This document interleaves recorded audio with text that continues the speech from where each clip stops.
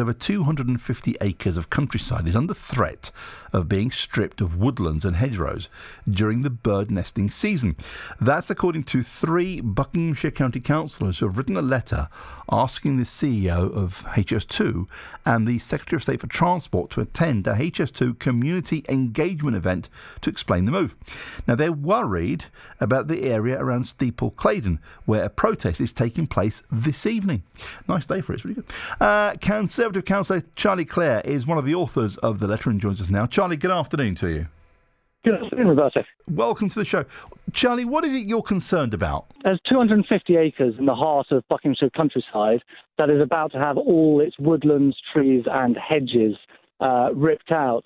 And the communication about this and the information about this has been absolutely a failure. And when we've looked into it, there is no design plans for what is going on. Although this destruction is happening, they haven't actually done any of the work to discover what they're going to build in its place, how much that's going to cost. That, in fact, even a contractor hasn't really been brought involved for the construction side. So they're just wading in, destroying stuff without having a plan of what comes next. Okay, but surely, given the great scale and expense of HS2, they've done what they can to mitigate any sort of problem. Well, you'd have thought so, but we're just about to go into the beginning of bird nesting season. Any other developer or private person, it would be illegal to just rip out hedges.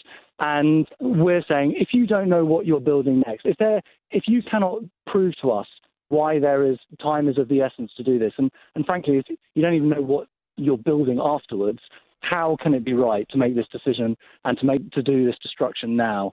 And frankly, HS2, the chairman of HS2, Mark Thurston, has publicly said that community engagement and working with residents over a long time is as important to HS2 in the legacy of it as the line itself. And quite clearly, those promises have turned to dust as soon as hang on, Charlie, hang on. They are clearly concerned about engaging with the community. So surely they must have given you a response to your letter. Do you know, I have just received a response to my letter. It says, and I can pull it out and read it to you here. I can read the whole thing. Yeah, I'd rather you, because if not, I have to do it. Okay. But very quickly, what it says is that they need to do this now because it is likely that some of the land that they're clearing is going to be used for temporary soil storage for East-West Rail. Now, they can't even say definitely. So they really don't know what they're doing. And what's alarming is that when you're on the front line of these things and you engage with HS2, you realise that they are way behind in terms of the actual design process and costing process. And so if you're a resident, you are literally seeing impending destruction without even knowing what comes next. There's no one explaining to us how this is going to, if I've just been in the meeting talking to people, and they said, well, this is the minimum area they're going to do. I said, well, there's dozens of 300-year oak trees. Do you really tell me you don't know that any of those trees can be saved? And their answer to that is, well, we'll have to refer that point up because they haven't designed what they're building afterwards. Okay. They don't know what could stay and what has to go. Charlie, tell me about this protest tonight. Where is it taking place, and what are you hoping to achieve? So I'm looking at a crowd, I think probably close to 200 people outside the Calvert Green Community Centre. And our mission is clear. It's to make HS2 realise that residents are incredibly anxious about what's going on, and that it is not appropriate to start destroying things when you can't tell us what comes next. And that we feel a bit let down that the very top of HS2 has made one lot of promises to us of how this process will be. And at the first hurdle, that really hasn't played out. So what time does the protest start? So we're amassing now. We're going to walk to the hall at 6 o'clock. Anyone who's in the area, please come and join us. It's been HS2 have turned up in. I've never seen so many HS2 officers as I have done today. They're falling out of every area, so they'd be really trying to get their ducks in a row. But I have to say, I've been and I've talked to them, and I'm no my greatest levels of anxiety than I was before. Charlie, wish you well. Conservative Councillor Charlie Clare, that process starting in 15 minutes' time or so.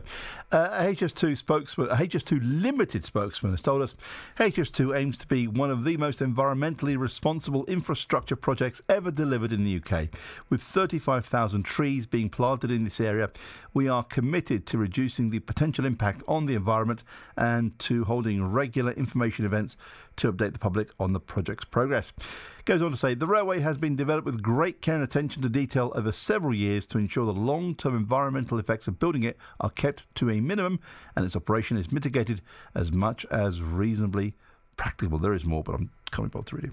I always like reminding people of this story. An interview several years ago when HS2 was first being mooted, a conversation I had with the then Transport Minister, Justine Greening, and there was a discussion about the HS2 line going over an area of outstanding natural beauty, a protected woodland.